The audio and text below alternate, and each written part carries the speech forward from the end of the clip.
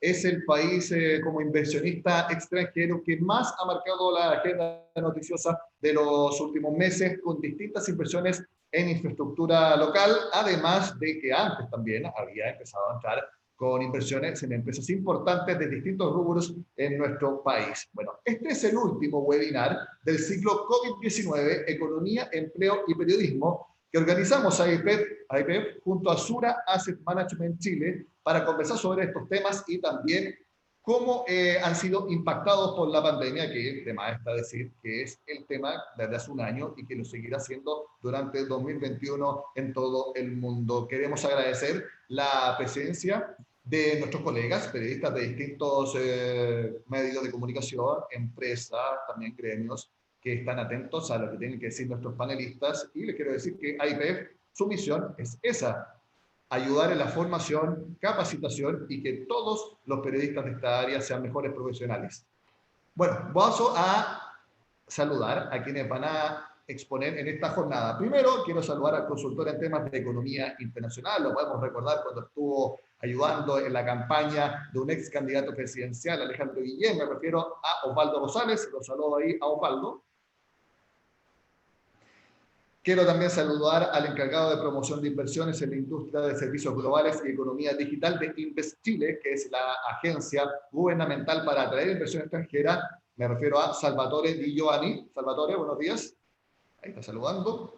También quiero saludar a Daniel Soto, que es jefe de estrategia de inversiones de Sura Asset Management Chile. Ahí está Daniel, que también va a exponer. Buenos días. Pero en el orden para exposición. Y también quiero saludar al vicepresidente de negocios voluntarios de Sura Asset Management Chile, Renzo Berselli. Renzo, muy buenos días. Buenos días. Saludamos también a quienes están conectados a través del Facebook Live y YouTube de Inversiones Sura. Este encuentro, si algunas personas tuvieron que estar trabajando y no lo pudieron ver, les cuento que va a ser grabado y va a estar a disposición de todos quienes lo quieran revisar más adelante durante el día en la cuenta YouTube de nuestra asociación, que es AIPEF Chile, Periodistas de Economía. El formato de este seminario es muy tradicional. Cada uno de los expositores tendrá 15 minutos para exponer sobre las temáticas que quieran compartir. Y al final de esas exposiciones va a haber espacio para preguntas de las periodistas que estén conectados. Para hacer las preguntas tienen que conectarse al chat disponible y ahí me las van a hacer llegar para que yo pueda transmitir la inquietud de cada uno de nuestros colegas. Quiero decirles que en AIPEF estamos muy contentos porque es un año más esta alianza muy fuerte que tenemos con Sura, en esta ocasión en particular con Sura Asset Management. Ya son 7 años de colaboración que, entre otras cosas, han permitido poder seguir haciendo estos seminarios de manera telemática desde el año pasado, y antes también hemos tenido muchas conversaciones enfocadas mucho a las pensiones. Así que estamos muy contentos de, ojalá, mantener por mucho tiempo esta alianza estratégica con Sura. Quiero que comencemos con las exposiciones. Antes, eso sí, quiero darle la palabra a quien en esta ocasión hace de anfitrión, de dueño de casa, Renzo Berselli, vicepresidente de negocios voluntarios de Sura Asset Management Chile. Renzo, muy buenos días y cuéntanos el mensaje que nos quieres compartir. Hola, gracias Nicolás. Muy buenos días a todos. Muchas gracias por acompañarnos esta mañana en que nos reunimos para reflexionar sobre las proyecciones de las inversiones para este año 2021, y con un zoom especial en China y su impacto en la economía global y en la bolsa local. Quiero agradecer especialmente a nuestros invitados y expositores de esta jornada, a don Osvaldo Rosales, consultor en temas de economía internacional, a Salvatore Di Giovanni, jefe de la unidad de promoción de inversiones de Invest Chile, y a Daniel Soto, estratega jefe de Sura Inversiones. El contexto de volatilidad por la pandemia ha impactado en la economía mundial sin duda. Para nadie es novedad que estamos en un contexto de alta incertidumbre, producto de una crisis sanitaria que aún no dejamos atrás y que ha generado graves consecuencias en la economía y en los mercados globales. Las economías y los mercados se debaten entre una nueva segunda ola, la aparición de una nueva variante del virus, pero también del inicio del proceso de vacunación. China seguirá siendo un actor relevante en el panorama global. Recordemos que en el 2019 uno de los principales riesgos que veíamos en los mercados era la guerra comercial entre China y Estados Unidos. Luego, en 2020, sufrimos una pandemia que redundó en una crisis económica mundial, cuyo origen del virus fue también en China, pero sorprendentemente China ha sido la única de las economías grandes que logrará crecer en el año 2020. Se espera que tenga un crecimiento muy importante en el 2021 y también ha sido protagonista en la elaboración de una vacuna para el COVID. Sin ir más lejos, muchos de nosotros seremos vacunados por la vacuna que se gestionó en laboratorios chinos. Es decir, China ha sido y seguirá siendo un actor relevante a nivel mundial y especialmente para Latinoamérica y Chile. Selectividad y diversificación son la clave para enfrentar escenarios de incertidumbre en los mercados. En un escenario de mayor volatilidad e incertidumbre, es clave la diversificación de los portafolios con productos de calidad. Un ejemplo de ello es la alianza que recientemente firmamos con Morgan Stanley Investment Management, una de las gestoras más grandes del mundo, fortaleciendo así nuestro modelo de arquitectura abierta, que es una tendencia en la industria de las inversiones. Es importante adaptarnos a los nuevos escenarios y generar instancias de análisis y reflexionar para acompañar a nuestros clientes. Hoy los efectos de la pandemia y la segunda ola muchas veces nos dejan más preguntas que respuestas. Sabemos que los mercados no son ajenos a la realidad internacional y por lo tanto tenemos la responsabilidad de abrir conversaciones, leer nuestro entorno, generar espacios de entrega y análisis de información para así contar con insumos que nos permitan ser cada vez más asertivos y generar un mayor aporte. En estos tiempos de incertidumbre son clave las alianzas con las que tenemos hace más de 6 años con IPF Chile. Vivimos tiempos en los que se vuelve cada vez más importante contar con espacios de conversación, reflexión y aprendizaje, especialmente dirigidos a periodistas, con el fin de apoyar la cobertura y tratamiento de estos temas. Es por eso que junto a la Asociación Interamericana de Periodistas de Economía y Finanzas de Chile, hemos desarrollado una alianza desde hace más de 6 años para facilitar la labor periodística y aportar información de manera oportuna y con contexto que contribuya a la construcción de una opinión formada para los lectores. Esperamos que esta instancia sea de utilidad y estamos aquí abiertos para responder sus dudas respecto a estas temáticas que se pueden volver muy técnicas, pero que finalmente afectan a todas las personas. Así que muchas gracias por estar con nosotros y adelante contigo, Nicolás. Muchas gracias, Renzo, por tus palabras de bienvenida. Ahora pasamos a las exposiciones. Les recuerdo a todos los panelistas que esto es un seminario en on, es decir, podemos citar todo lo que ustedes digan, así que manden buenos mensajes para que podamos reproducirlos en cada uno de los medios en que nosotros participamos. Quiero dejar con ustedes a nuestro primer panelista, que analizará el vínculo económico de China con Chile, el futuro de Asia-Pacífico en un escenario durante y post pandemia, y también el rol de los tratados de libre comercio. En realidad todo está íntimamente ligado. Él es magíster en economía de la Universidad de Chile, analista y consultor en temas de economía internacional, ha trabajado en la CEPAL, en la Cancillería, asesor de distintos gobiernos en Chile y en el extranjero, académico y autor de numerosas publicaciones, como les decía, fue quien estuvo junto a Alejandro Guillé en su campaña presidencial como encargado del programa económico. Y uno de los libros que publicó, El sueño chino, cómo se ve a China a sí misma y cómo nos equivocamos los occidentales al interpretarla. Lo que nosotros estamos claros que no nos equivocamos, que es un excelente panelista, me refiero a Osvaldo Rosales. Un saludo, Osvaldo, y te cedo la palabra. Son 15 minutos para que estés con nosotros. Osvaldo, buenos días. Buenos días, Nicolás, gracias por la presentación. Y ya puse mi cronómetro. A ver, el primer tema es un paseo brevísimo por la economía global, producto, comercio, América Latina, y luego China y cómo engarza con todo aquello. Examinando la actualización del World Economic Outlook del Fondo Monetario que hizo este mes, destaca una incertidumbre notable en las proyecciones, en la medida que esta es una crisis inédita, es una crisis primordialmente sanitaria y luego económica, y por efecto la interacción crisis sanitaria, crisis económica, en economía resulta una crisis de oferta y de demanda, lo que agrega una complejidad adicional. Por lo tanto, el pronóstico para la economía global tiene que ver mucho con el control de la pandemia, y hay aquí una ecuación compleja entre la evolución de la pandemia en Estados Unidos y en la Unión Europea, por una parte, y por otra, el avance en vacunación en términos tanto de masividad como efectividad de la vacuna. Como footnote, destaca en los últimos días la demora en la vacuna en la Unión Europea y las dificultades que está planteando la provisión de la vacuna Oxford al respecto. Bien, Las cifras actualizadas del fondo indican que el PIB mundial está cayendo, o cayó en el 2020 menos de lo que se estimaba a mediados de año, una caída de 3.5, parecida a la caída de Estados Unidos, con Europa, en la zona euro, cayendo al doble, y América Latina también cayendo al doble. Lo que destaca, y ya lo mencionaba Renzo, es que entre los grandes, China es la única economía que crece, que sería un 2,3%.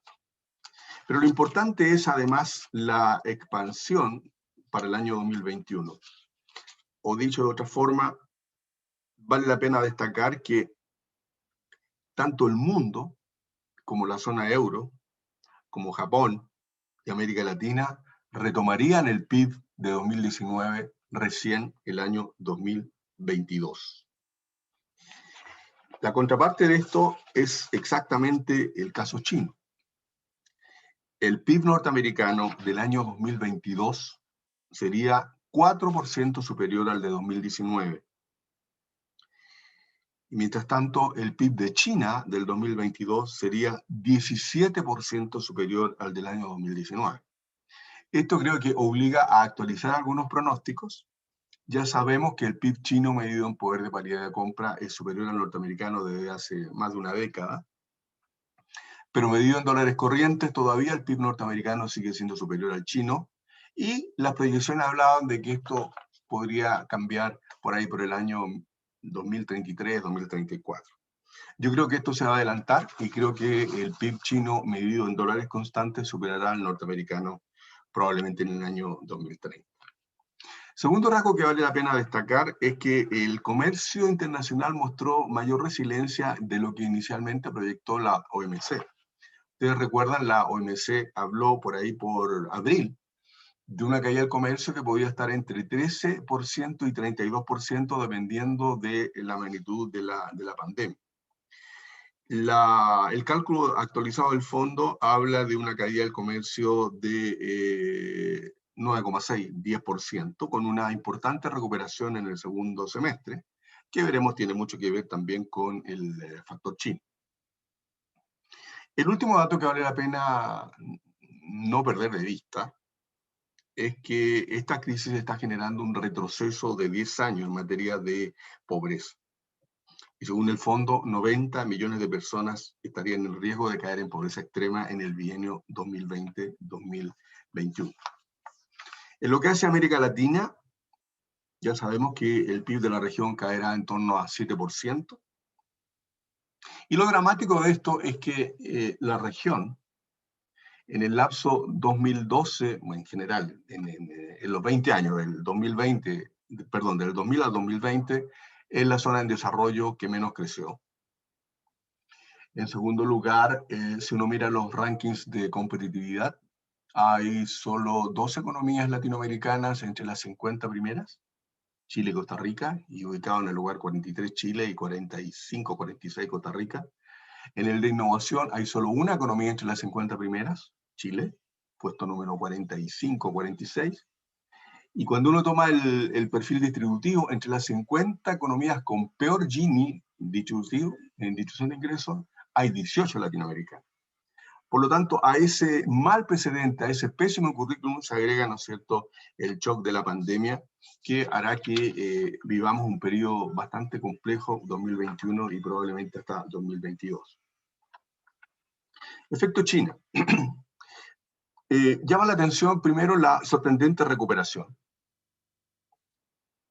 6,5 de crecimiento en el cuarto trimestre y 2,3 para el año 2020, con una generación de empleos espectacular. El objetivo era crear 9 millones de empleos urbanos, se crearon 11,8 millones de empleos, y la tasa de desempleo permaneció en 4,7% de la fuerza de trabajo. Se trató de una recuperación impulsada básicamente por exportaciones. Inicialmente las exportaciones de bienes y servicios sanitarios vinculados al control de la pandemia tuvieron un gran boom, y eso facilitó una recuperación en la manufactura y en la exportación china. Y en segundo lugar, un apoyo fiscal bastante agresivo que ha derivado en una fuerte inversión en infraestructura. De la misma forma, el mejor control de la pandemia ya en el segundo semestre ha permitido una recuperación de servicios y del turismo interno que también están explicando parte importante de ese crecimiento. Por lo tanto, control de contagios, políticas de estímulo fiscal y monetaria y comercio exterior están en la clave de esta dinámica recuperación china en el segundo semestre. ¿Qué dificultades, en mi opinión, tiene esta recuperación? Que se apoya excesivamente en inversiones y exportaciones. El consumo doméstico sigue rezagado y hay que recordar que exactamente lo contrario era y sigue siendo el objetivo de las reformas económicas en curso, es decir, privilegiar el mercado interno y hacer reducir el peso relativo de las inversiones y de las exportaciones en la dinámica de crecimiento. La inversión, además, que ha permitido este repunte en el crecimiento, sigue intensiva en infraestructura y en el sector inmobiliario, con lo cual se sigue creando capacidad adicional, y esta es una de las dificultades de la economía china, el boom inmobiliario, que sigue como un gran desafío. Por lo tanto, en mi opinión, China ha podido sortear los costos de la guerra comercial 2018-2019 y del COVID 2020 con un cierto retroceso en la dirección e intensidad de las reformas económicas en curso. A quien le interese el tema, en un par de capítulos del libro que ustedes gentilmente mencionaron, yo abordo los principales desafíos económicos que tiene el modelo económico chino. Y ellos son, el primero es macroeconómico, tiene que ver con un crecimiento intensivo en deuda, con las burbujas inmobiliarias, con la debilidad del consumo y con la necesidad de mejorar la eficiencia de la inversión. En los últimos 10 años, la eficiencia de la inversión ha caído de una manera bastante sustantiva, y por eso es que es posible, desde la lógica de la reforma, reducir el coeficiente de inversión, pero mejorando su eficiencia y mantener ese ritmo de crecimiento. El segundo desafío es demográfico, no me voy a referir a él. El tercero, ambiental energético. Y el cuarto es distributivo. La evolución de estos 4 temas, en mi opinión, marcará fuertemente la evolución y las perspectivas de la situación económica, social y política de China en los próximos 10 o 20 años. Una palabra sobre el COVID. El COVID-19 llegó en plena disputa por la hegemonía tecnológica entre Estados Unidos y China, y cuando pasen muchos años, digamos en 10, 15 años más, los historiadores económicos se harán la pregunta, ¿cómo le fue a Estados Unidos, cómo le fue a China en el enfrentamiento del COVID? Y yo creo que harán unas 5 preguntas. ¿Quién controló mejor la pandemia? 2, ¿quién se recuperó económicamente de mejor forma? ¿Cuán rápida e intensa fue la recuperación? 3, ¿quién obtuvo la vacuna más eficaz? 4, ¿quién cooperó internacionalmente más en el combate a la pandemia? Y 5, ¿quién cooperó internacionalmente más en materia de apoyo financiero a los países en desarrollo y a los países más pobres para enfrentar esta crisis que, en términos de destrucción de empleos, en términos de evolución de la pobreza, sin ninguna duda es la más importante en muchas décadas? En el caso chino, derivado de tanto de la guerra comercial como de la reacción proteccionista en Estados Unidos y en la Unión Europea respecto a darse cuenta de que el 80% de buena parte del material médico sanitario provenía de China, ha inducido una mirada algo proteccionista, que probablemente tiene mucho sentido en la pandemia misma, pero que va a dejar huellas respecto de la lógica de organización de las cadenas de valor, sin ninguna duda. Eso ha llevado a que China, en su plan quinquenal, que se acaba de aprobar, el 14º plan quinquenal, esté marcado por lo que uno pudiera llamar nacionalismo tecnológico.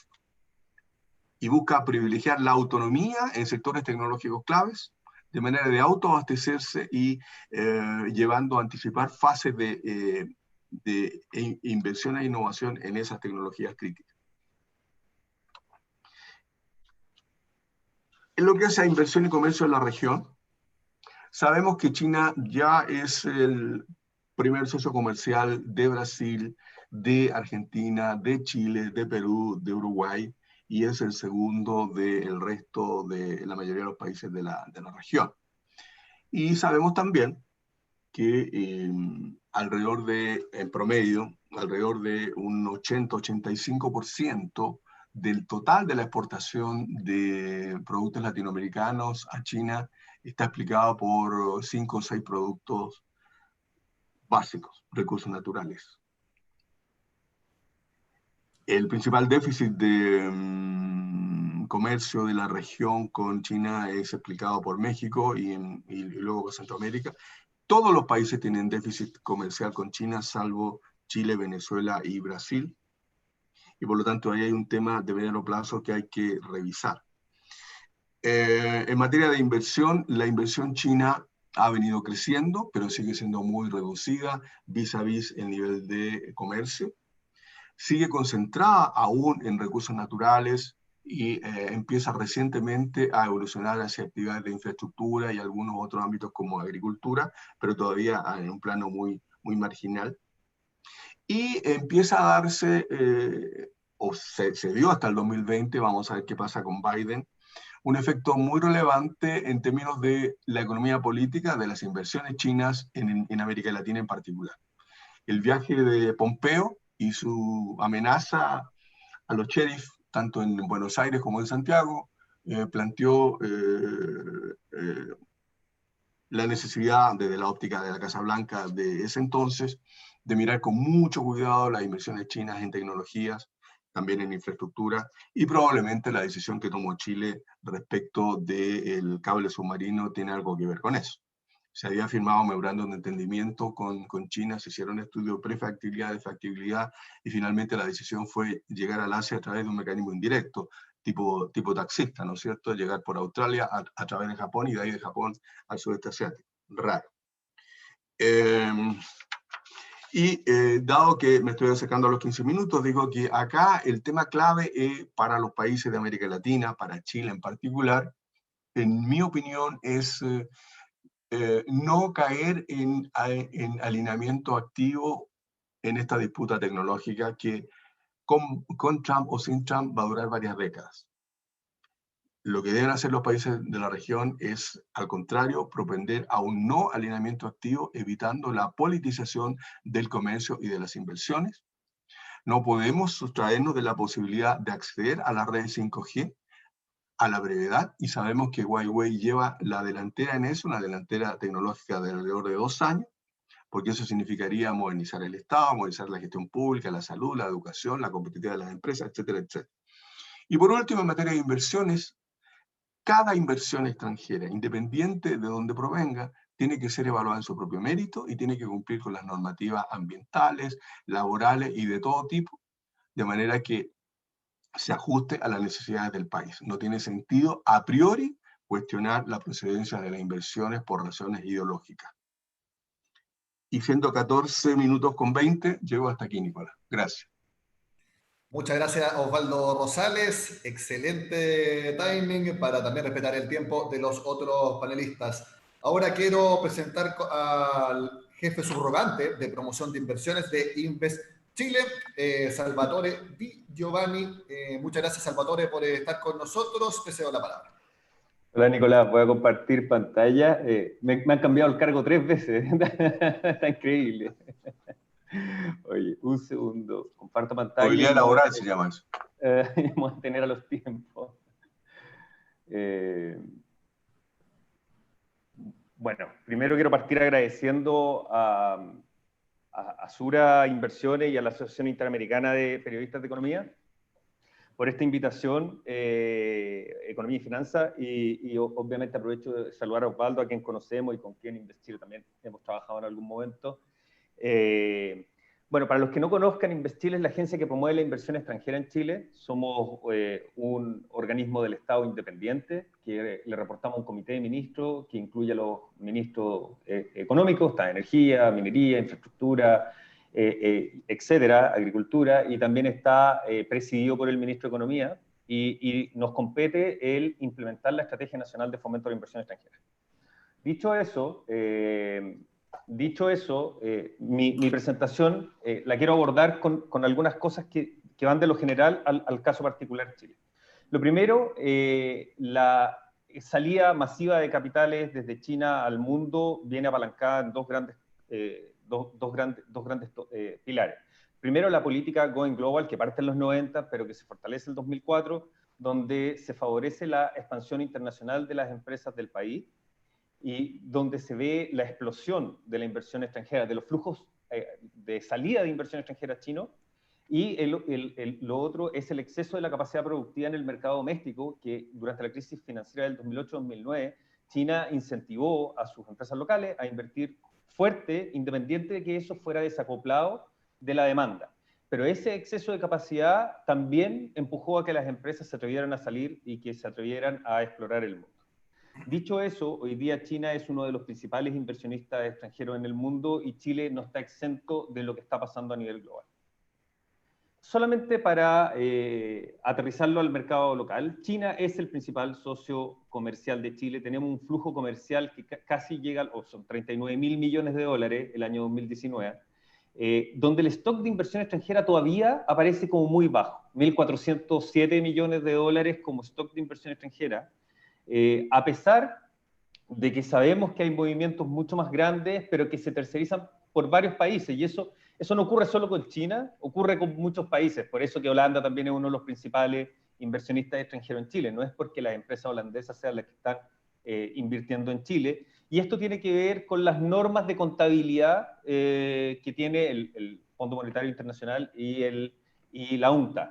Por lo tanto, nunca vamos a saber, o cuesta mucho llegar al nivel específico de inversión extranjera que existe en un país. Sin embargo, cabe destacar que han habido transacciones súper importantes en Chile.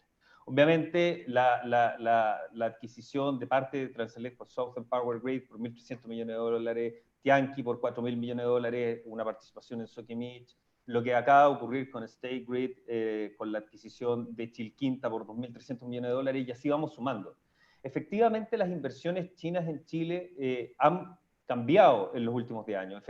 Si bien al principio estaban orientadas a hacerse de recursos, específicamente estaban orientadas en el sector minero, hoy día vemos un abanico que llega hasta la punta tecnológica. O sea, tenemos un data center, bueno, ahora están desarrollando el segundo, pero tenemos una región cloud de Huawei, que la anunció antes que otros grandes tecnológicos de otros países. Eso no quiere decir que los otros países no estuvieran trabajando en esa línea, pero es importante destacar que lo hicieron antes que los otros, y que hoy día siguen apalancando y siguen creciendo en Chile, lo que habla también de la apertura de las empresas chilenas y de los clientes locales de utilizar estas tecnologías que no son necesariamente de las otras potencias tecnológicas.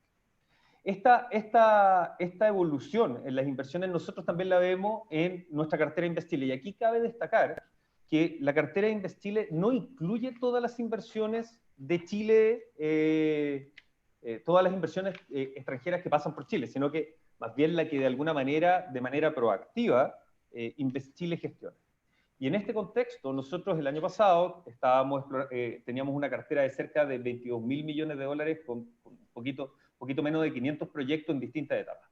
De estos proyectos, 35 proyectos son de origen de capitales chinos, que, insisto, puede que el flujo de inversiones no venga específicamente de China, pero sí son las empresas mandantes de origen chino.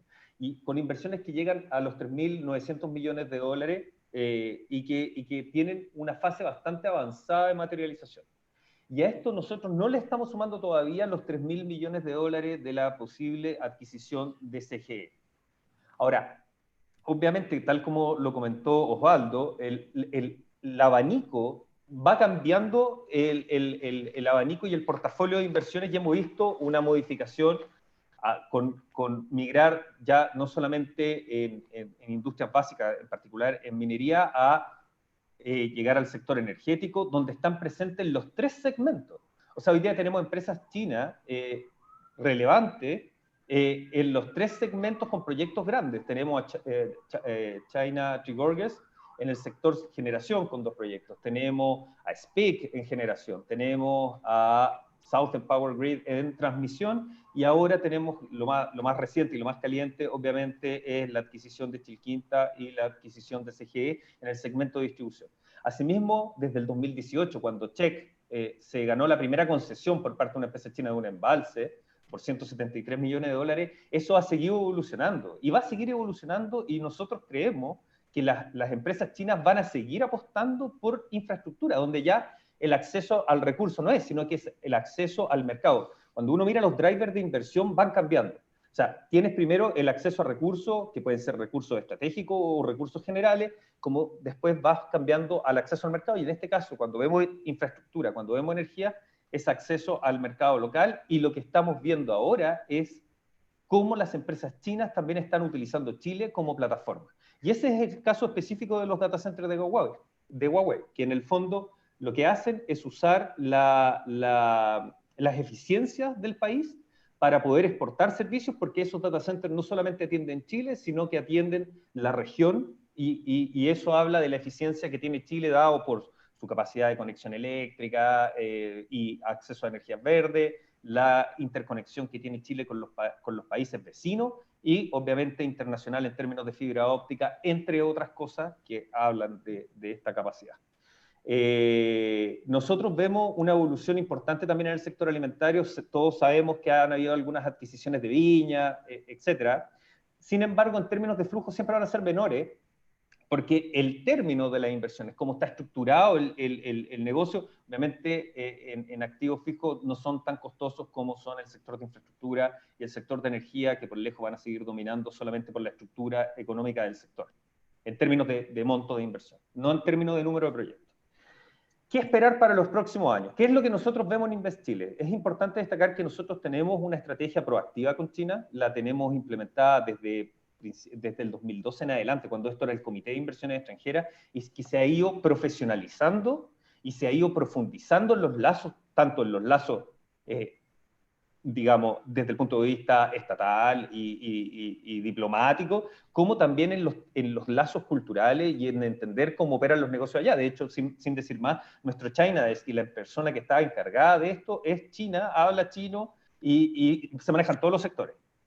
Entonces, ¿qué vemos nosotros? Vemos en energía, obviamente el plan quinquenal anterior, aquí es bien importante hacer el vínculo que Osvaldo lo mencionó. Los planes quinquenales tienen una correlación, no sé si causalidad, pero al menos una correlación muy fuerte cómo se mueven los flujos de inversión extranjera de China. Por lo tanto, el plan quinquenal anterior, el 13º, estaba enfocado en energías renovables, y hoy día China es el principal inversionista global en energías renovables, y no está exento Chile de esto, con presencia de empresas chinas, y que creemos que va a seguir creciendo. En el caso de infraestructura, la iniciativa Go West generó muchas capacidades en el momento de reactivación que buscó China con esa iniciativa, y obviamente el Belt and Road, que fue ratificado por el presidente Piñera, está enfocado en fortalecer la infraestructura y la conectividad. Por lo tanto, eso habla de la infraestructura física y de la infraestructura digital. Como Osvaldo mencionó lo del cable transpacífico, no vamos a entrar en eso ahora, pero efectivamente, desde ahí también se ve un impulso importante a las inversiones en infraestructura, una vez que las empresas chinas entienden el modelo de negocio que hay en Chile. Y una vez que lo entendieron, se atrevieron y están avanzando. Y nosotros creemos que son muy competitivas, han hecho las mejores ofertas, y creemos que eso se va a mantener en el tiempo. Los últimos dos, esta es la última slide. La industria alimentaria, vemos que obviamente hay una clase media emergente en China que se diferencia por estatus. Por lo tanto, los productos importados, los productos premium, toman valor, y Chile se ha enfocado en exportar ese tipo de productos, y vemos espacio, obviamente, en el abastecimiento local, más el acuerdo comercial que se ha apalancado tremendamente en términos de aranceles. Vemos que el paso siguiente de una internacionalización es la inversión y el asegurar, obviamente, la seguridad alimentaria. Por lo tanto, creemos que también en el sector alimentario esto va a seguir creciendo. Lo vimos con la compra de Yoibio en la salmonicultura, fue una transacción por casi 900 millones de dólares, pero hemos visto muchas pequeñas que pasan desapercibidas de la prensa. Por lo tanto, eso va a seguir avanzando. Y finalmente, y no menos importante, y donde buena parte de la discusión global de la dominancia está, es en el sector de tecnología y de servicios tecnológicos. Y obviamente yo concuerdo con la visión de Osvaldo. Nosotros tenemos que mantener la neutralidad lo máximo posible, porque somos un país pequeño que no debe tomar partido y que debe tomar ventaja de las tecnologías que ponen a disposición y cómo las integramos para nosotros robustecer nuestro propio ecosistema de innovación y de provisión de servicios tecnológicos.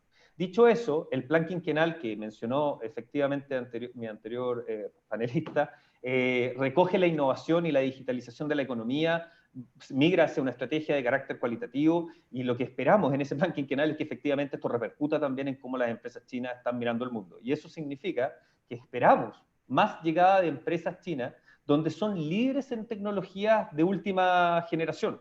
Básicamente el Internet Plus, como le llaman ellos, para reconocerlo. En el fondo, la inteligencia artificial, hay dos potencias en el mundo que están llevando. Esto es uno es Estados Unidos y el otro es China. Y el mundo de Internet, el online, offline, lo lidera China. ¿Por qué? Porque tiene una cultura de negocio mucho más agresiva, porque está enfocada en la rentabilidad y no necesariamente en la última innovación y en un producto sofisticado, sino que más bien en lo funcional. Y lo vemos hoy con las plataformas, como te digo, online, offline, como las de bicicletas, como la de scooters, que al final creemos que esto se va a seguir repitiendo en Chile, y no solo en Chile, sino que en el mundo, pero Chile tiene una relación de largo plazo con China que podemos aprovechar y seguir creciendo y aprovechando todo ese know-how. Dicho eso, yo termino mi presentación. No sé cuánto me demoré, pero estoy seguro que menos de 15 minutos. Solamente haciendo hincapié que como InvestChile nosotros no discriminamos, queremos traer lo mejor de manera proactiva para Chile, que beneficie a todos los chilenos y que permita que Chile se posicione como un hub para también proveer servicios a la región y obviamente sofisticar nuestra economía. Dicho eso, estamos convencidos de que China tiene un aporte que hacer al país. Con eso termino mi presentación. Muchas gracias, Salvatore Di Giovanni de InvestChile. Muy buenos datos entregaste en cuanto a números, en cuanto a rubros en que se espera que sigan invirtiendo chinos. Y también muy interesante lo que mencionabas sobre la cultura de negocios que ellos tienen. Yo creo que nos ha dado buenas luces para seguir enfocando esta conversación. Ahora quiero dejar a nuestro tercer panelista. Él es jefe de estrategia de inversiones de Sura Asset Management Chile. Me refiero a Daniel Soto. A ella lo vemos que está entregando su presentación. Simplemente les recuerdo que esta es la última, el último panelista, y después vienen las preguntas por parte de los medios de comunicación y los periodistas conectados. Daniel, 15 minutos desde ahora ya. Gracias, Nicolás. Bueno, buenos días, gracias por asistir al seminario. Mi presentación consta de algo bastante concreto, y es la relación que finalmente tiene China con la bolsa local, específicamente, digamos, con el IPSA, que es algo que no se comenta mucho tal vez en los medios, pero la relación que finalmente hay entre las políticas públicas que haga Beijing con respecto a lo que pasa en nuestra renta variable local y en nuestros activos de riesgos locales es bastante alta. En esta primera slide lo que quiero mostrarle es lo que era China hace aproximadamente 20 años atrás y lo que es ahora con respecto a el consumo de diferentes commodities y diferentes bienes con respecto al consumo global. Aquí llama muchísimo la atención todo lo que pasa con el tema de los metales bases, o sea, es decir, con lo que pasa con el cobre, con lo que pasa con el níquel, con el zinc, con el hierro.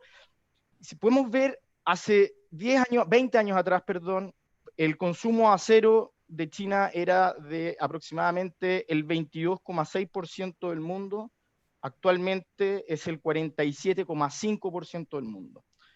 Lo mismo pasa con el cobre. En el año 2002, todo lo que consumía China era el 17,6% del mundo, actualmente es el 53,3% del mundo. Eso yo creo que es la cifra más importante, digamos, de la presentación, en el sentido de que cómo esto se va a ligar finalmente con el precio del cobre y con lo que pasa en el IPSA.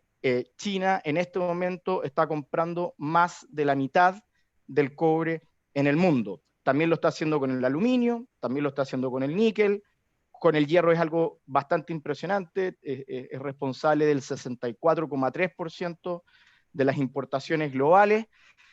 Y después ya tenemos otros commodities en donde China tiene mucho menor grado, digamos, de importancia actualmente, que como por ejemplo con los commodities de metales base. Estoy hablando principalmente del petróleo, que hace 20 años atrás era responsable del 6,6% del consumo de petróleo a nivel global. actualmente es de un 13,5%. Y es por eso mismo que China no tiene una posición tan dominante en el mercado del petróleo como sí lo tienen, por ejemplo, los países de la OCDE. En todos los demás commodities que yo les presento acá, lo que ocurre actualmente con China es bastante impresionante.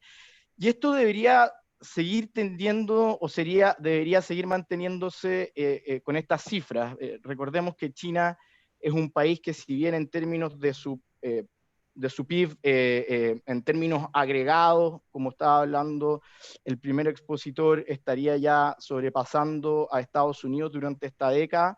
Lo cierto es que en términos per cápita, China sigue siendo un país con un PIB per cápita bajo, que es menos de $10.000. ¿Okay? Esto si lo comparamos con, por ejemplo, Estados Unidos, que está del orden de $35.000, $37.000, quiere decir que la inversión que tiene que hacer China todavía para lograr un nivel de desarrollo per cápita mayor es brutal.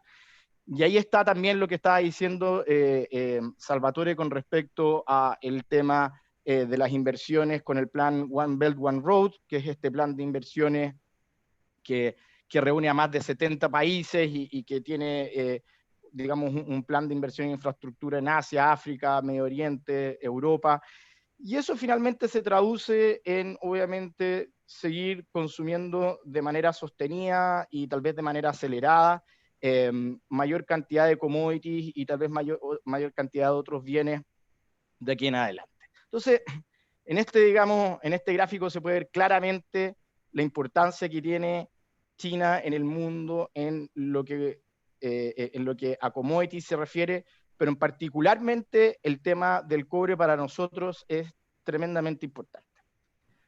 Entonces acá la pregunta que nos cae de cajón, digamos, a todos los que nos dedicamos a los análisis de inversiones, bueno, si China finalmente es el responsable o el mayor responsable del consumo de cobre en el mundo, quiere decir que cuando su consumo se acelera, deberíamos tender a ver mayores precios en el cobre, deberíamos tender a ver una tendencia alcista en el precio del cobre.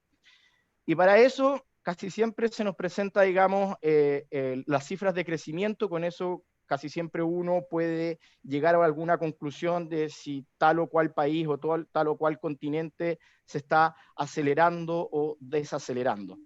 El gran problema con China es que cuando nosotros miramos las cifras de crecimiento, las únicas caídas importantes que vemos son durante las crisis. Aquí tenemos la caída del PIB del crecimiento del PIB durante la crisis subprime, y aquí tenemos la caída del crecimiento del PIB durante la crisis que recién vimos del tema de la pandemia. Pero desde el 2000 hasta aproximadamente el 2020, lo que se veía en el crecimiento del PIB de China era un crecimiento casi de reloj, que había muchos medios internacionales y analistas que decían estas cifras no pueden ser reales. Entonces era relativamente complicado poder establecer si íbamos a tener una aceleración en el precio del cobre, si íbamos a tener una tendencia alcista, una tendencia bajista en el precio del cobre y los commodities, al mirar nada más que esta cifra de crecimiento anual del Producto Interno Bruto. Por lo tanto, lo que se hace en muchos marcos de análisis de casas de estudio, de administradoras de fondos, es mirar otras cifras que te puedan dar alguna idea de cómo está finalmente el ritmo del crecimiento de la economía de China. Y este es uno de los indicadores que actualmente más se miran y que tiene un carácter de ser un índice adelantado, es decir, nos da una idea de cómo va a estar la situación de la actividad en el futuro. Este es el impulso del crédito en China, es decir, qué tan acelerado está aumentando el crédito, y acá se junta tanto el crédito bancario como las transferencias fiscales que hace el gobierno central a las provincias. Y aquí claramente se puede ver que desde el año 2010 hasta nuestros días hay procesos de aceleración en el impulso del crédito y procesos de desaceleración en el impulso del crédito. Últimamente hemos visto una aceleración en el impulso del crédito, lo cual tiene sentido dado que se está haciendo por un tema, digamos, de poder ayudar con la crisis económica que nos dejó el tema de la pandemia. Y aquí lo que uno quiere ver es cómo esto se relaciona, digamos, al precio del cobre, Y más allá de un análisis, digamos, estadístico exhaustivo, que también se puede hacer perfecto, pero lo que uno ve es que hay una cierta tendencia de este impulso del crédito en China en afectar el precio de las materias primas de manera directamente proporcional, ¿ok? Y lo hemos visto de manera muchísimo más clara desde el año 2014 en adelante, en donde caídas del impulso del crédito en China finalmente coincidían con caídas en el valor del IPSA y viceversa. Cuando teníamos un aumento del impulso del crédito en China, vemos aumento del precio del cobre.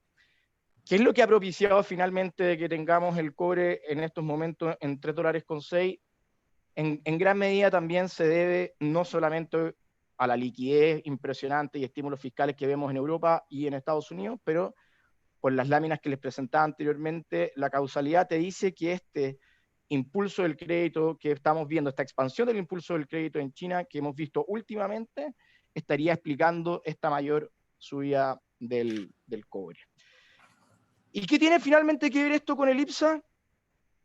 Es que el IPSA al final del día tiene una correlación altísima con el precio del cobre. Y aquí hay un tema que no es tan straightforward, no es tan claro para muchos inversionistas locales, porque dicen que finalmente, ¿cómo va a ser esto posible? ¿Cómo va a ser de que la correlación que hay entre el precio del cobre y el IPSA va a ser tan alta si finalmente no tenemos ninguna empresa, digamos, exportadora o una gran minera, digamos, de cobre dentro, digamos, dentro de nuestra bolsa local? Y esto tiene que ver, digamos, por los efectos de segunda vuelta. Y yo creo que es súper importante.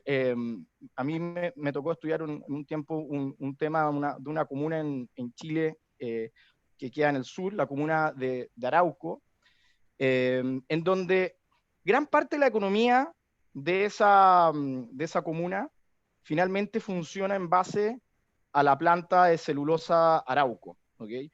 Y uno podía ver finalmente que la mayoría de los negocios, o sea, si uno hiciera una especie como de bolsa, digamos, una especie de bolsa de Arauco en donde salen a listarse, por ejemplo, las empresas de construcción que están ahí, los restaurantes, las panaderías, etcétera, uno finalmente vería que el precio de esas empresas finalmente va a estar correlacionado al precio de la celulosa, porque en la medida que el precio de la celulosa aumenta, las expectativas de que la planta, digamos, de Arauco, por ejemplo, Sagrande, que es lo que pasó últimamente con el proyecto MAPA, y lo que hizo que finalmente en esta comuna llegaran 10.000 nuevas familias, el tema de del precio del suelo y los bienes inmobiliarios ha subido de manera impresionante, se han abierto más restaurantes porque hay más familias, las empresas de construcción han tenido que construir más casas porque ha llegado más gente, etc. Entonces, eso yo creo que es un ejemplo muy gráfico de cómo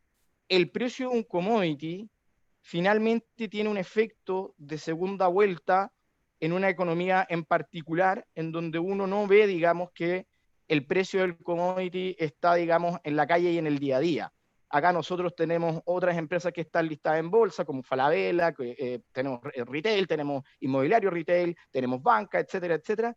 Pero finalmente todo esto se va a ver afectado de manera indirecta. Uno de los grandes factores, como les digo, es finalmente el tema del precio del cobre. Entonces, la gran vuelta que me di acá finalmente es que las políticas públicas o las políticas económicas que se toman en Beijing finalmente van a afectar de manera muy fuerte el precio del cobre. ¿Por qué? Porque China es responsable de más del 50% de las importaciones del cobre del mundo. Nosotros somos el principal exportador de cobre del mundo. Por lo tanto, todo lo que ocurra con el precio del cobre y con los volúmenes de compra van a afectar de manera directa a nuestra economía y de manera indirecta en el valor del IPSA. Y eso es un trabajo también que uno puede hacer en términos de correlación, en términos estadísticos, que también da resultados significativamente relevantes. Entonces ya un poco como para, me quedan nada más que 2 minutos, y aquí lo que quiero llegar, digamos, es a tratar de ver, bueno, entonces, perfecto, sabemos cómo se relaciona China con el IPSA, qué es lo que deberíamos esperar en los próximos 12 meses, ¿ok? Y acá, como les estaba comentando yo en láminas anteriores, lo que hemos visto del impulso del crédito en China es que está aumentando de manera importante para hacer frente a los problemas económicos de la pandemia. Al anterior se le suma que los inventarios de cobre en las principales bolsas del mundo está en mínimo. Y esto también se junta con un tema político muy importante, en donde varios análisis geopolíticos te dicen de que finalmente China no se puede dar el lujo de tener una sociedad con un desempleo muy alto, dado que esto finalmente pone en jaque un sistema político que no es democrático. En un país en donde tenemos un problema muy fuerte, digamos, económico, en donde tenemos el desempleo de manera muy alta, lo que va a pasar finalmente es que en las próximas elecciones el gobierno de turno, lo más seguro es que no va a ser reelegido, o el partido de turno no va a salir reelegido, va a salir, digamos, el otro partido, un poco como lo que pasó en Estados Unidos. En China no pasa eso, en China no existen estas elecciones si es que uno los quiere poner en puro y duro, digamos, es un partido el que finalmente está rigiendo. Por lo tanto, tener algún grado de descontento social pone en jaque este equilibrio que el gobierno chino es extremadamente celoso en cuidar. Por lo tanto, nosotros creemos que estos estímulos que se están haciendo actualmente en la economía de China deberían continuar en los próximos 12 meses, lo cual, sumado a una baja cantidad de inventarios de cobre, esto debería hacer de que el precio del cobre tienda a seguir esta tendencia alcista de la que viene, digamos, desde aproximadamente mayo o junio del 2020, lo cual finalmente tendería a tener un efecto positivo en el IPSA. Y ahí la pregunta de cajón es, entonces, ¿quiere decir que hay que poner todas mis fichas en el IPSA? Esto es la parte internacional. El gran tema con el IPSA es que en este momento tiene dos relatos, y que uno es la parte internacional, que es benigna, y por otra parte tenemos la parte local, en donde obviamente vamos a tener que sortear una serie de riesgos geopolíticos en el corto plazo y de la pandemia en el cortísimo, que a nosotros como Sura Inversiones nos hace mantener una posición neutral de Chile dentro de los portafolios. ¿Ok? Eso sería mi presentación, Nicolás.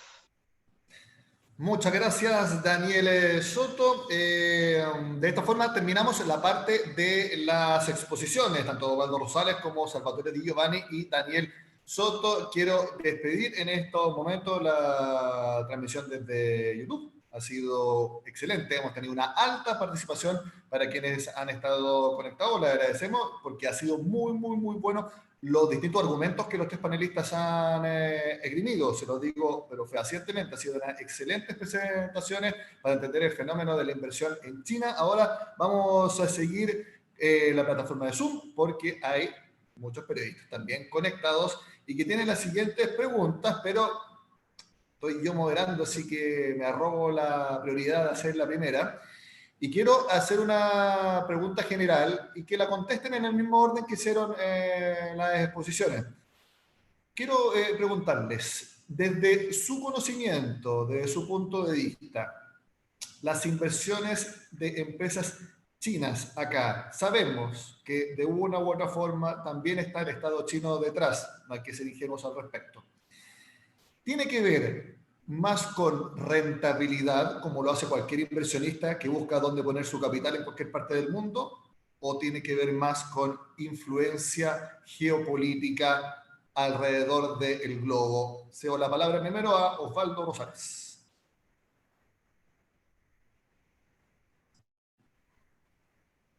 Ya.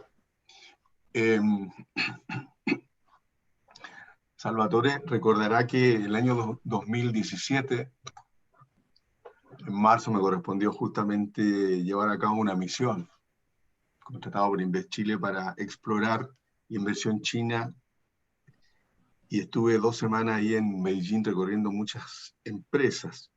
Y de ahí me vine con la siguiente impresión. Es distinta la estructura de la inversión china en África, en América Latina y en Europa y Estados Unidos. La inversión china en Europa y en Estados Unidos cotiza en las bolsas, se atiene a los estándares y tiende a desplazarse hacia tecnologías y servicios sofisticados. En el otro polo tenemos África, básicamente recursos naturales, y con experiencias relativamente predatorias que incluso han llevado una propia autocrítica a las autoridades chinas respecto de la forma en que eso se ha gestionado. Diría que en el caso latinoamericano hay una postura intermedia, pero que si uno aplica la mirada del tiempo más largo que aplican los asiáticos, inevitablemente el proceso chino va hacia la internacionalización de una economía que va ganando espacio en la economía global, y es un proceso natural, y eso va significando diversificación de inversiones. Eso quiere decir que uno debería esperar en los próximos 5 o 10 años más inversión china privada que estatal, más inversión china de empresas de tamaño mediano y no necesariamente grande estatal, y más concentrada en sectores de servicio y tecnología. Ahora, dicho eso, es evidente que en el caso chino hay una influencia política mayor que en otros casos. Sin embargo, hay que tomar esto con pinzas, porque si ustedes han leído la información reciente, un banco de desarrollo norteamericano, cuyo nombre no recuerdo en este momento, pero es un banco estatal, acaba de condicionar el préstamo al gobierno ecuatoriano a que Ecuador corte los vínculos con China y que corte la posibilidad de que Huawei u otra empresa china participe en el tendido de la red 5G. Entonces yo diría, si eso no es influencia geopolítica, tendría que entrar de nuevo a la universidad. Entonces yo diría, ni tanto ni tampoco, y por eso es que es muy importante que para países pequeños como Chile seamos capaces, y voy a reivindicar un tema que lo he reivindicado por años como un evangélico, que es la integración regional. Somos demasiado chicos para intentar entendernos de tú a tú con Estados Unidos o con China, y por tanto es necesario avanzar en espacios de cooperación e integración regional para tener un diálogo que sea más plurinacional y no estrictamente bilateral con China y con Estados Unidos, y eso alude al campo de la inversión, al campo del comercio y particularmente también al campo de las tecnologías. Muchas gracias, Osvaldo. Salvatore, ¿cuál es tu opinión? Y quiero citar algo de lo que tú dijiste. Los inversionistas chinos son agresivos para hacer negocios, agresivos negocios, obviamente, a eso me refiero. Y se enfocan más que nada en rentabilidad. ¿Por ahí va tu respuesta? Sí, mira, yo voy a hacer una diferencia. Creo que Osvaldo tiene razón. El análisis que hace coincidimos bastante, digamos. Hay que diferenciar que si bien esté el Estado detrás, una de las cosas que nosotros, voy a hablar de lo empírico, ¿no? Una de las cosas que nosotros vemos es cómo las empresas compiten entre ellas. Independiente de esa influencia estatal que tú quieras, como la queríamos ver, digamos. Entonces, cuando, por ejemplo, en una concesión no pueden postular a la licitación, de hecho, en la precalificación a esta altura, después va a pasar a la licitación, o sea, Chile está abriendo más la competencia y, ojo, y eso es, bueno, nosotros estamos de acuerdo con eso. El tema es que cuando tú lo sacas en la precalificación y dices, ¿pero por qué? Si yo voy a hacer una oferta mejor que el otro, estoy compitiendo con el otro. ¿Ya? Entonces, que el Estado esté detrás, también hay que diferenciar los tipos de inversión. Cuando tú tienes inversión extranjera directa, que son en empresas, que son en fierros, que son o en toma de posición de control de algunas empresas, pero finalmente inversión directa, contra la inversión que se hace vía créditos, y donde efectivamente toma un control mucho mayor y efectivamente todos los países grandes ejercen algún tipo de influencia geopolítica. Pero también hay que destacar que las economías asiáticas es muy particular. Por ejemplo, en Japón, nosotros tenemos el caso de Japón, tenemos un agregado de inversión en Japón. Las empresas compiten, son privadas, pero si el Estado dice que para allá tenemos que mirar, todos vamos mirando para allá. Entonces, ahí el mirar cómo funciona la influencia geopolítica es bien de pinza y es bien delicado. Nosotros, ¿qué vemos? Vemos que compiten, vemos que el interés y el análisis de los negocios, cuando los traen a Invest Chile y cuando nosotros tenemos que apoyarlos en el desarrollo del negocio, tanto en la oportunidad misma como en la materialización, el componente rentabilidad está ahí y está primero. Y lo hicimos, por ejemplo, en el caso de Huawei. Solamente para destacar ese caso, y como para terminar la respuesta, a menos que me quieras profundizar alguna de las aristas, nosotros construimos el caso acá en Chile con la gerencia local, compitiendo con los otros países de la región, donde miramos los costos de energía, la infraestructura que existía, la evolución del mercado en América Latina, la evolución del mercado cloud en Chile, y con eso fuimos a presentarle a nivel central, bueno, que se decidieran por Chile, que no se decidieran por Argentina o Perú o Ecuador, y que la región la establecieran, por lo menos la primera región la establecieran acá. Entonces, lo empírico nosotros vemos competencia y vemos que si bien la influencia geopolítica está, también están todos los otros. Y en la medida que entren por interés de mercado, queda demostrado que no es ni por hacerse de activos imprescindibles, ni por controlar sistemas internacionales, o sea, que esté invirtiendo en una concesión de carretera Talca-Chillán, no me parece que sea tan crítico como efectivamente lo que planteó Osvaldo, que también para no ser como ingenuo, que es un cable de fibra óptica. Entonces, dicho eso, creo que respondí, que no sé si te respondí, pero...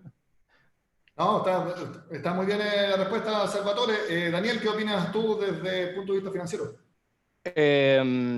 Bueno, la pregunta era rentabilidad o influencia geopolítica. No tiene por qué ser excluyente. Ya. No. A ver, yo concuerdo con Salvatore en el sentido de que las empresas chinas, en el tema de la rentabilidad, va. O sea, aquí hay que ser ingenuo de que los chinos, digamos, no tienen una, o en general los asiáticos, tienen una obsesión con la productividad, digamos que más alta que los chilenos por lo menos. Y en ese sentido necesitan ver, digamos, de que un proyecto realmente sea rentable, y yo creo que si bien está el componente de rentabilidad, creo que también está el componente de diversificación, que lo comentó también Osvaldo. Es necesario, digamos, diversificar la inversión extranjera directa, tanto en países como en industria, digamos, está como en la página número 2 del libro de inversiones, hay que estar diversificado. Y con respecto a la influencia política, yo creo que acá es súper decidor de que en los últimos 4 años China haya aumentado la tasa de crecimiento. No que la tasa de crecimiento de inversión extranjera directa se haya mantenido constante, aumentó la tasa de crecimiento de la inversión extranjera directa en los momentos en que Donald Trump dejó un espacio gigantesco para el liderazgo internacional de China en muchísimas materias multilaterales. Y ahí yo creo que no es coincidencia de que haya visto China este espacio, de que haya aumentado la inversión extranjera directa y que haya querido aumentar, obviamente, su esfera de influencia política, y tiene, digamos, mucho sentido. Ha ocurrido muchas veces cuando tenemos potencias, digamos, en ascenso. Creo que esto no es, digamos, ¿cómo que se llama? La excepción, pero yo no tengo esa visión de que esto es nada más que influencia política. Acá hay dos temas, primero, que yo creo que son muy importantes, que es rentabilidad, que es diversificación, y vamos con la influencia política, digamos, de todas maneras, y yo creo que eso va a ir en aumento. O sea, no creo que ese tema, digamos, en China, yo creo que en esa agenda se avanzó durante los últimos 3 años en Beijing. Yo creo que hubo sus conversaciones como para decir, oye, mira, esta cuestión se viene en serio. O sea, antes era un poco más solapada, ahora, digamos, el presidente de Estados Unidos lo está poniendo en Twitter. O sea, tenemos que salir adelante con esto. Bueno, vamos a seguir con también una pregunta para los 3 panelistas. La hace el destacado periodista económico Hugo Traslaviña.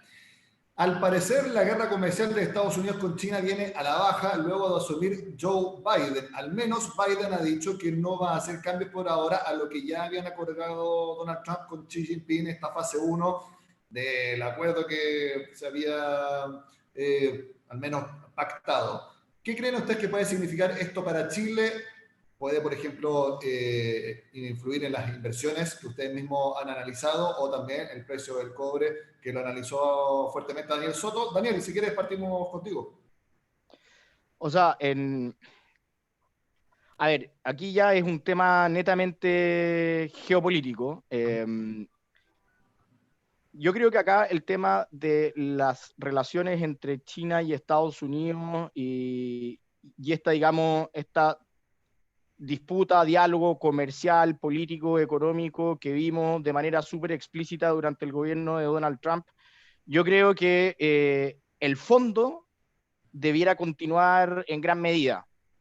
Yo creo que acá vamos a tener un cambio sustancial en la forma, ¿ok? O sea, yo creo que esa es la clave de esto. O sea, yo no creo que a ningún norteamericano le gusta o está de acuerdo con el tema de cómo se lleva todo el tema, por ejemplo, de derechos de autor en China y millones y la apertura de mercados, etcétera. Entonces, yo creo que en ese sentido, en términos financieros, vamos a agradecer la menor volatilidad en ese sentido. Ya no vamos a tener que estar atentos a un Twitter de Trump diciendo, digamos, yo con los chinos, digamos, nada, qué sé yo, se cierran las conversaciones, después se abren. Yo creo que esa volatilidad y esa bipolaridad, digamos, en la relación entre Estados Unidos y China, yo creo que va a cambiar de manera abrupta, ¿ok? Pero el fondo, yo creo que va a continuar, ¿ok? Entonces yo creo que en términos de tendencia deberíamos seguir igual, pero con una volatilidad muchísimo menor. A eso es lo que voy. Osvaldo, ¿cuál es tu opinión al respecto?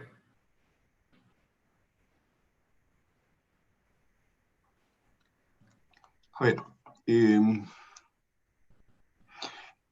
la denominada guerra comercial en rigor es una pugna tecnológica y como bien se mencionaba en la exposición de Salvatore, probablemente lo más destacado en la última década en ese ámbito son los avances chinos en inteligencia artificial, Internet de las Cosas, Big Data, robótica, que de paso fueron todas tecnologías utilizadas para el control de la pandemia y que son parte de la eficacia en la misma, además del sistema político, por cierto.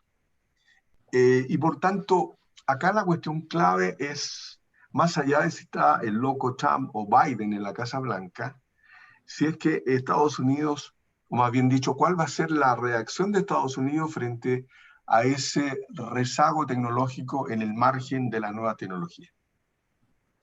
Hay una nota de Jimmy Carter de hace un par de años, donde él decía, nosotros durante décadas hemos subinvertido en infraestructura, en nuestro sistema educacional, y hemos gastado pero miles de millones de dólares en el mantenimiento de tropas en todos los continentes del mundo. Probablemente, decía Carter, llegó la hora de focalizarnos en nuestra infraestructura, en nuestra educación, en nuestra capacidad de innovar. Dicho eso, el rezago que tiene Estados Unidos en esos temas, particularmente en infraestructura, es bien relevante. Yo creo que un efecto adicional de la guerra comercial y del COVID adicional ha sido reforzar a esos sectores más nacionalistas, cuya expresión en la tecnología es poner más énfasis en el Made in China 2025 y poner más énfasis en la autonomía tecnológica en los sectores más determinantes, particularmente en el autoprovisionamiento de semiconductores. Por lo tanto, yo creo que el conflicto va a continuar.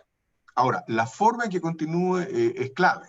Si es que Biden sigue cuestionando la participación de empresas chinas en Wall Street, si es que Biden va a impedir que empresas norteamericanas de alta tecnología provean suministro a empresas chinas, si Biden va a seguir impidiendo que empresas chinas adquieran empresas tecnológicas norteamericanas de punta, bueno, eso ya sería un escenario que probablemente no tendría todo el énfasis comunicacional de Trump, pero tendría el mismo efecto en términos sustantivos.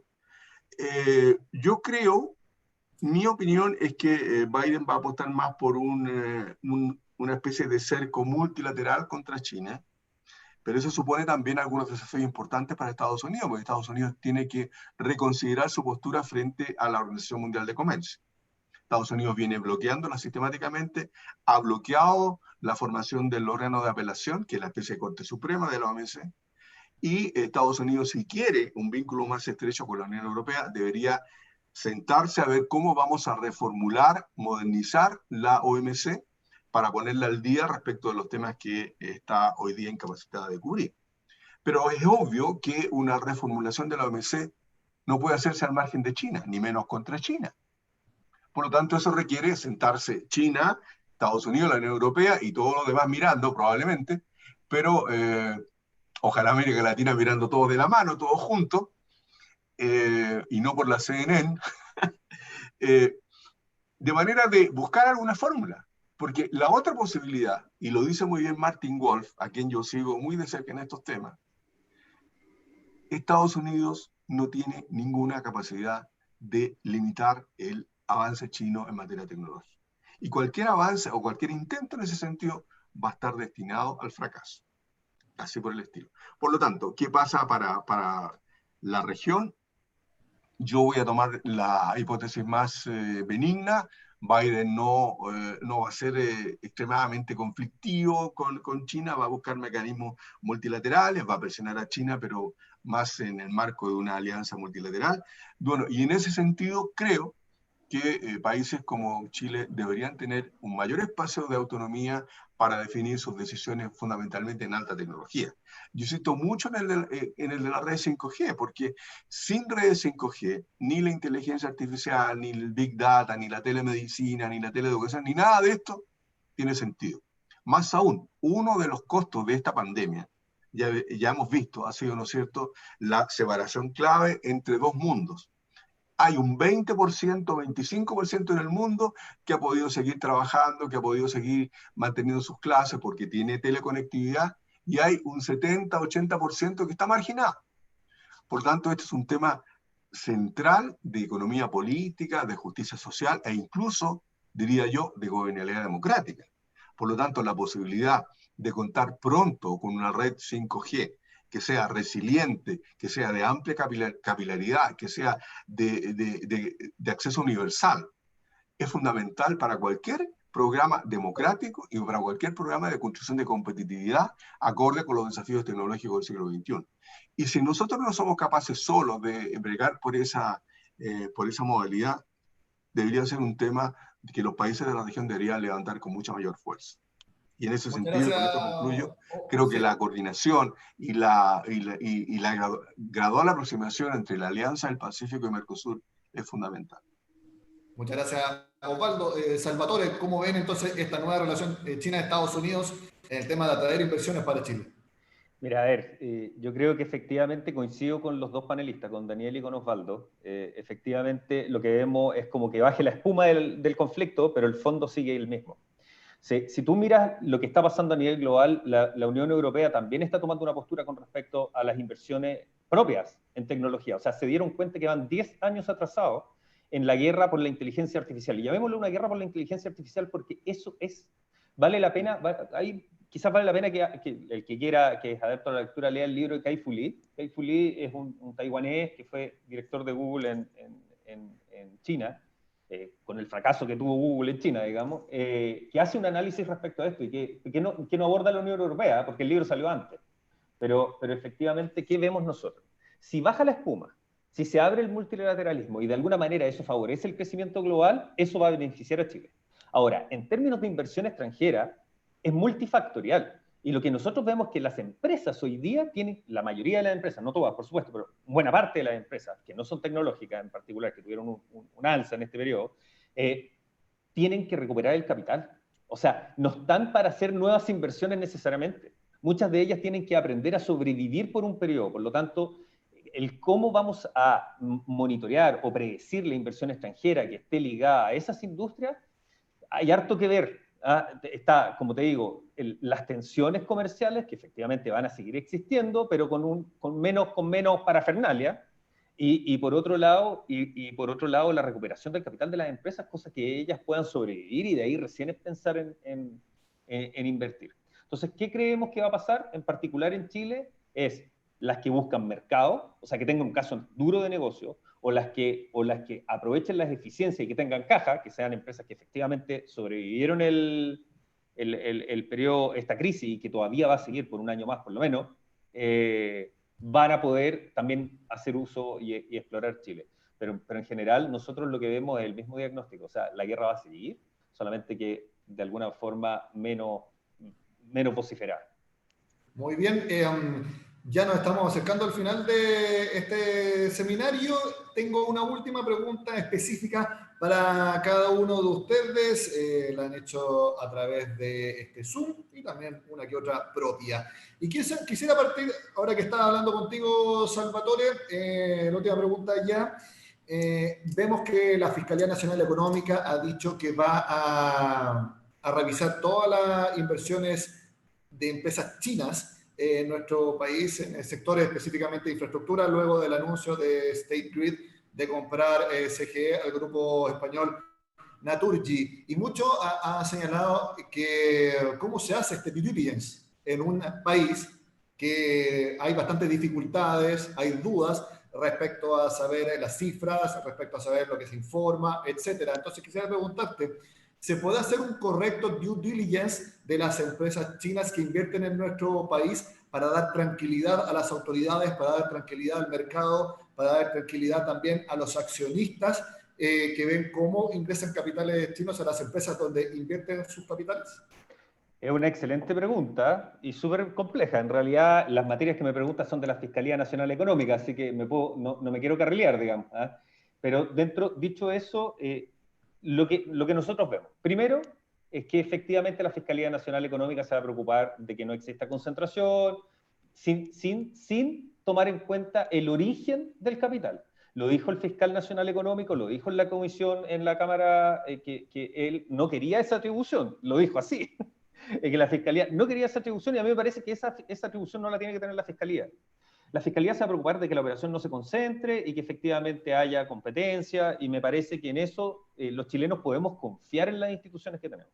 Nosotros, como chilenos, nos miramos el ombligo y siempre encontramos lo peor, pero nosotros tenemos capital institucional, somos un país serio, acaba de salir de nuevo el ranking de transparencia, subimos un lugar en el ranking, no hemos mantenido con el mismo puntaje, pero por suerte subimos un lugar, y somos el país más transparente después de Uruguay en Chile, y a mí me parece que nosotros tenemos que aprender a valorar eso. Por lo tanto, y desde la arista de China, y aquí sí hablo desde la experiencia y no necesariamente de la estructura, pero la experiencia que nosotros tenemos es que hay una voluntad tremenda de transparentar eso. O sea, nosotros estamos en contacto con State Grid, son clientes de Investile desde el año 2016. Hemos estado en todas las operaciones que han estado metidos desde que están explorando Chile. Por lo tanto, nosotros sabemos y tenemos la certeza con respecto a ellos de la voluntad de hacer todo transparente y todo dentro de regla. Por lo tanto, yo soy un confiado de que Chile puede hacer uso de la inversión extranjera china y podemos aprovecharlo para el desarrollo país. Muchas gracias, Salvatore. Quiero preguntarle a Daniel también una pregunta light, bien suave.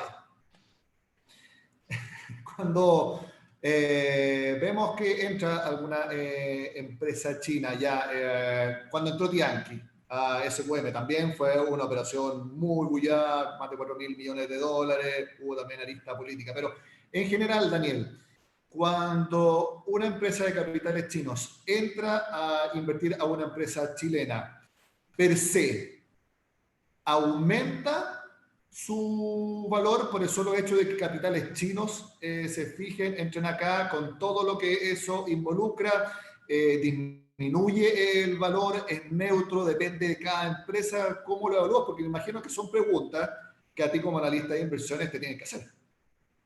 Sí,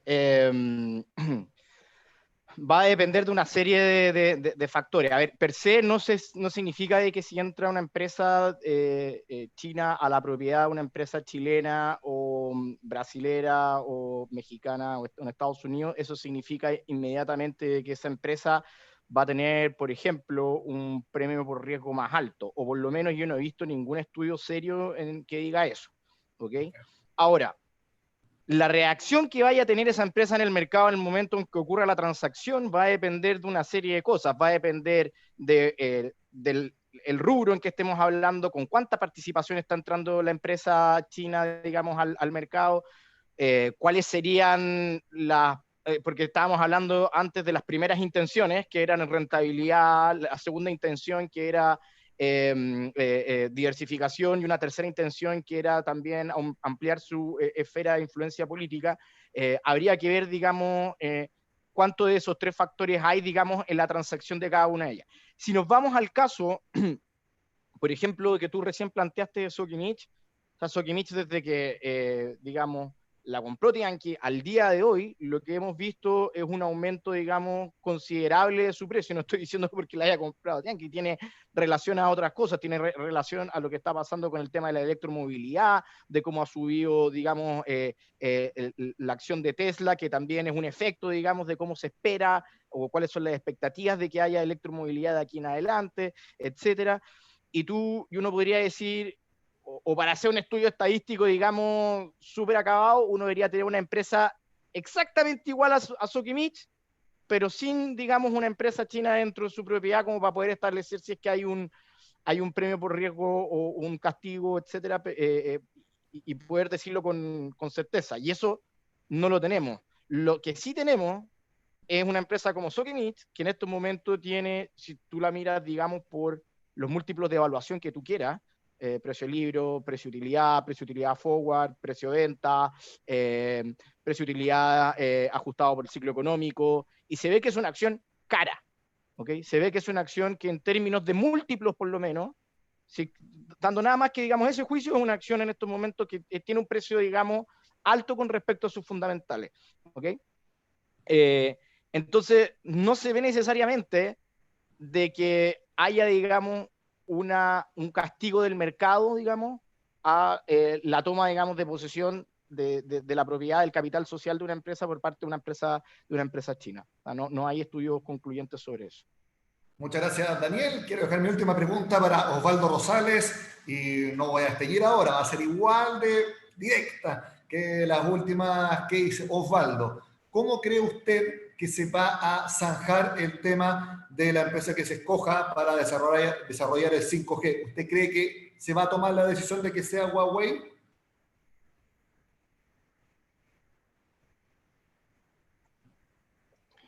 Diría, depende de quién esté en el gobierno. Insisto, yo creo que la visita de Pompeo dejó su huella. Tú eres un muy buen periodista, Nicolás, y podrás entender las señales. Llevamos muchos meses sin embajador chino titular. La ceremonia de celebración de los 50 años de relaciones diplomáticas tuvo menos brillo que un zapato de gamuza. Y para quienes conocemos la diplomacia china, sabemos que este tipo de celebraciones son de un boato y de una majestuosidad sin límite. Fue un acto que pasó absolutamente desapercibido. Yo leo señales. Y disculpa, Osvaldo, y como yo soy periodista también leo señales, esto Ya. independiente de lo que está pasando con las cerezas en China. Sabía que venía eso. Mira, no tengo ninguna información que me permita decir que sí o que no, pero la vi con el mismo cuadro. Es una suerte de téngase presente. No solo eso, hay otro dato menos conocido. Hay un ejercicio naval bianual que lo organiza Estados Unidos en las costas del Pacífico.